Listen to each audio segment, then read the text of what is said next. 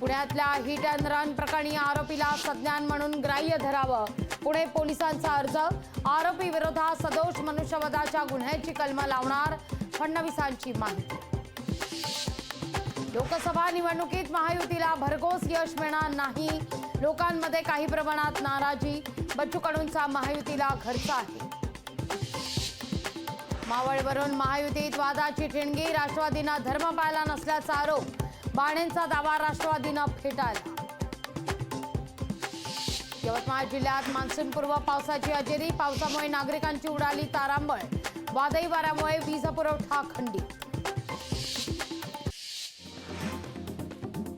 निर्भया हत्याकांडाचा संदर्भ, पुण्यातल्या आरोपीला वरच्या कोर्टात खेचू, कुणालाही सोडणार नाही, फडणवीसांची स्पष्टोक्ती.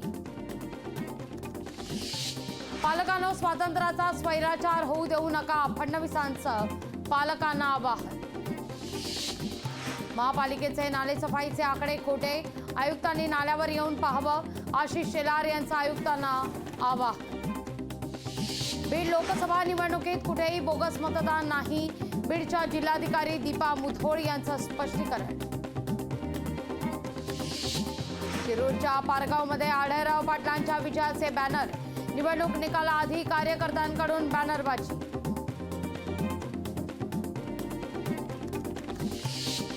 भाजपचे नेते स्वतःला देवाहून मोठं समजतात, अरविंद केजरीवालांचा भाजप नेत्यांवर हल्लाबोल.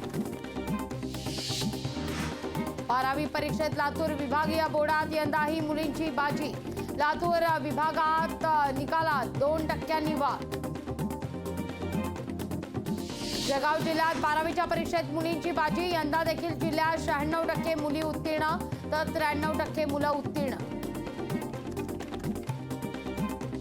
बुलढाण्याच्या सिंदखेड राज्यामध्ये उत्खननाच्या दरम्यान महादेवाचं मंदिर सापडलं, मंदिर पाहण्याकरता नागरिकांची तोबा गर्दी. पैठणमध्ये पाण्याकरता नागरिक आक्रमक, नागरिकांचं नगरपालिकेसमोर आंदोलन, तातडीनं पाणीपुरवठा करण्याची मागणी.